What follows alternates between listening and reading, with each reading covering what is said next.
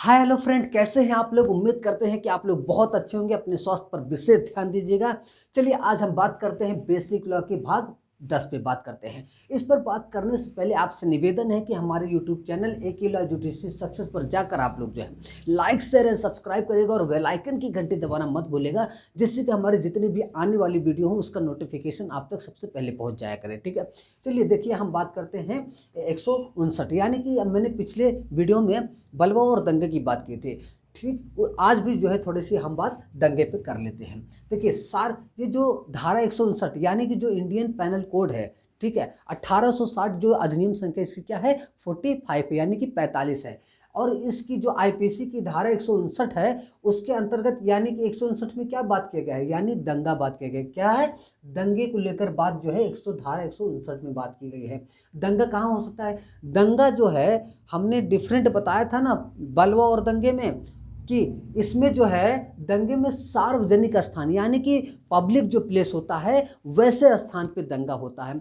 यानी कि इसमें सबसे ज़्यादा इफेक्टिबल कौन व्यक्ति होता है, जिसको ज़्यादा प्रभावित करता है, जो वहाँ की आम जनता होती है उसको सबसे ज़्यादा हानि उठानी पड़ती है, यानी उनकी जो सबसे ज़्यादा हानि उनको पहुँचती है। ठीक है, चलिए अब हम बात करते हैं दंगे के जो कॉमन इंटेंशन रहता है, यानी कि जो कॉमन इंटेंशन यानी कि कह सकते हैं कि सामान्य आशय, जो कि धारा 100 यानी कि जो धारा जो आईपीसी की धारा 34 है, 34 के अंतर जो है सामान्य आशय की बात की गई है। ठीक है, सामान्य यानी कि इंटेंशन, यानी कि कैसा इंटेंशन, एक कॉमन इंटेंशन। ठीक है, दंगे को लेकर जो कॉमन इंटेंशन होता है, और कॉमन इंटेंशन कहाँ पे बात की गई है, धारा जो आईपीसी की धारा 34 में बताया गया है कॉमन इंटेंशन के बारे में।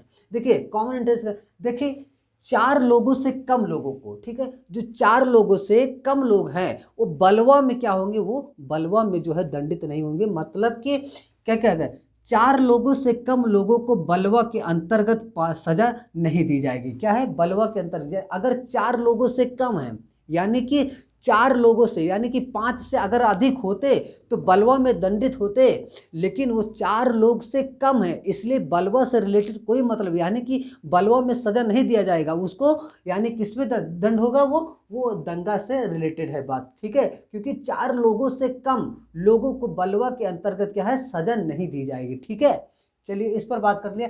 देखिए धारा 160 क्या बात करता है, धारा 160 जो है दंगे के लिए दंड का प्रावधान करता है। क्या, जो धारा 160 है, यानी कि जो धारा आईपीसी की जो धारा 160 है वो किस पर बात करता है, दंगे के लिए जो दंड का प्रावधान है उस पर बात करता है। ठीक है, चलिए उसके बाद हम क्या देखते हैं कि 1 माह का कारावास, यानी कि जो दंगे के लिए दंड का प्रावधान है उसमें क्या दंड का प्रावधान है कि 1 माह का कारावास और 100 रुपए का जुर्माना। क्या है, 1 माह का कारावास, 100 रुपए का जुर्माना जो है धारा 160 के अंतर्गत जो दंगे को लेकर जो दंड का प्रावधान दिया गया है। ठीक है, देखिए सबसे पहले एक चीज और हम देख लेते हैं। देखिए दंगे को, जो दंगे की परिभाषा जो है विलियम स्टोन, जो विलियम ब्लैक स्टोन है, उनके अनुसार क्या है। ठीक है, ये क्या किस तरीके से ये बताना चाह रहे हैं, विलियम ब्लैक स्टोन के अनुसार दंगे को लेकर क्या कहना चाह रहे हैं। इनके अनुसार ये है कि देखिए 2 पक्ष हैं, एक पक्ष 2 पक्ष, यानी कि अगर दोनों पक्षों का क्या है सक्रिय होना सबसे ज़्यादा जरूरी है, यानी कि इनका कहने का सक्रिय होना अति आवश्यक है। अगर वो सक्रिय नहीं है तो दंगा है ही नहीं। ठीक है, इसलिए विलियम जो ब्लैक स्टोन का कहना है कि दोनों पक्षों का जो है सबसे ज़्यादा क्या है वो सक्रिय होना जरूरी है। मान लीजिए अब इनका कहना है कि अगर कोई एक व्यक्ति सक्रिय नहीं है, अगर एक व्यक्ति निष्क्रिय भाव से, अगर होता है ना कि कहीं अगर दंगा ऐसे कोई स्थिति आती है तो लोग कहता है अरे छोड़ो, मन यही होता है, दूसरा पक्ष कहता है क्या लड़ाई झगड़े में कुछ मिलता है नहीं, तो बहुत सारी चीज़ बात करने लगते हैं, तो वो जो है निष्क्रिय, मतलब क्या है, निष्क्रिय हो जाता है, वो सक्रिय भाव में नहीं आता। क्या, जो दूसरा पक्षकार होता है वो सक्रिय भाव में नहीं आएगा, तो ऐसी स्थिति में दंगा नहीं होता। अगर दोनों पक्ष जो है, अगर एक पक्षकार और दूसरा पक्षकार, अगर दोनों पक्षकार क्या हैं, अगर दोनों पक्ष एकदम जो है सक्रिय हो चुके हैं, ठीक है, तो ऐसे स्थिति में वो दंगा कहलाएगा। अगर कोई भी एक व्यक्ति जो है निष्क्रिय भाव में है, यानी कि वो सक्रिय नहीं है, तो वो व्यक्ति फिर वैसा दंगा नहीं कहलाएगा। ठीक है, क्योंकि एक व्यक्ति तो लड़ाई करना चाह रहा है, एक व्यक्ति दंगा करना ही नहीं चाह रहा है, वो निष्क्रिय भाव से सोचता है बात यहीं पे सलट जाए, काहे को आगे बढ़े। तो इसी तरीके से ये दोनों पक्ष में अगर कहते हैं कि इनका कहना है, विलियम ब्लैक स्टोन के अनुसार ये कहना है कि दोनों पक्षों का सक्रिय होना सबसे ज़रूरी है, ठीक है, आवश्यक है, ठीक है। देखिए अब इनको क्या है कि जैसे दोनों पक्षों में दो व्यक्ति या समुदाय होना जो है, मौजूदगी वहाँ पे होनी अति आवश्यक है। दो व्यक्ति हो या समुदाय का होना जो वहाँ मौजूदगी होनी सबसे ज़रूरी है, ठीक है। और दोनों पक्षों का जो सक्रिय होना सबसे ज़्यादा आवश्यक है, ठीक है। और अगर एक भी निष्क्रिय भाव में हो गया, यानी कि एक व्यक्ति कोई सक्रिय भाव में नहीं है, तो ऐसा दंगा दंगा नहीं कहलाएगा इनके अनुसार, यानी कि विलियम ब्लैकस्टोन के अनुसार। देखिए इन और क्या कह रहे हैं कि एक व्यक्ति निष्क्रिय है तो दंगा नहीं माना जाएगा, यानी इनके अनुसार, विलियम ब्लैकस्टोन के अनुसार ये कहा गया है। अब देखिए जैसे अब दंगा जो है जो सार्वजनिक स्थान है, यानी सार्वजनिक स्थान पर, यानी क्या कह सकते हैं, सार्वजनिक स्थान जैसे कि बस, रेलवे, ऐसे स्थानों पे अगर कोई भी ऐसे दंगा होता है, सब ज़्यादा इफेक्टिव व्यक्ति कौन होता है, आम जनता होती है। जैसे एग्जांपल बताएं, जैसे बस हो गया, जहाँ रेलवे, ये सब पब्लिक स्थान है, यानी कि पब्लिक प्लेस है।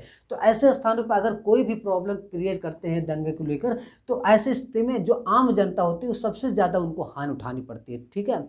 फिर आगे हम क्या देखते हैं, अब देखिए हमने इस पर बात कर लिया, अब बात करते हैं कॉमन ऑब्जेक्ट क्या है।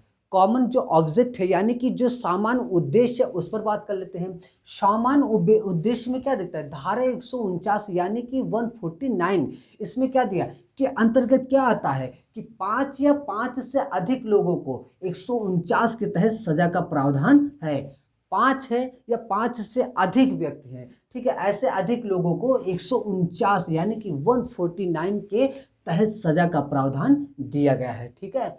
हमने देखिए इस पर बात कर लिया है, चर्चा भी क्या, समझा बूझा क्या है ना।